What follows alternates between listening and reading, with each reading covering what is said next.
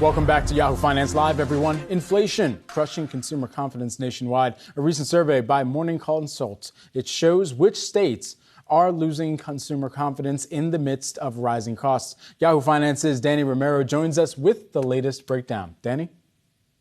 Yeah, Brad, Americans are in search of relief as consumer prices really hit that 40-year record high. We just saw last week that the U.S. consumer confidence tumbled to a fresh 11-year low, reflecting really the concerns around inflation. Now, by a state-by-state level, according to the Morning Consult's index, consumer confidence fell in 48 of the 50 states, the most since August of 2021, and the average ICS deterioration rate was 5.1%, the sharpest decline since April of 2020, right around when the economy shut down. Now, on the other hand, now let's look at the states. Alaska, North Dakota, and Montana saw the biggest drop in consumer confidence. Now, on the other hand, Nevada and New Mexico really saw the improvement when it came in the month of May, with their ICS numbers rising to 1.8% and 0.4%. And that could have been attributed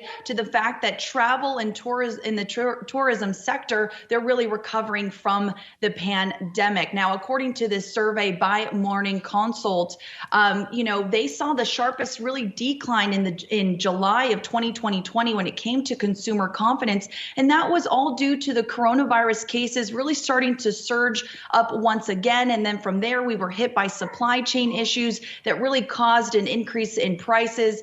And then this year we were hit by the variant in the beginning of the year. And then in May, the big focus around consumer confidence still remains around inflation. So that's really when, we started to see the consumer confidence start to tumble. Guys? And Dani, what about the global outlook? Yeah, the U.S. consumer confidence, is falling really further behind from Mexico and Brazil. Now, one advantage that Mexico is really resilient comparison to us is that due to their gas and fuel subsidies, which is really helping consumers from rising energy costs. But however, if the U.S. falls into a recession, it will be difficult for Mexico to avoid it due to the fact to the close trade and economic ties between the two countries. Guys? Dani Romero, thanks so much.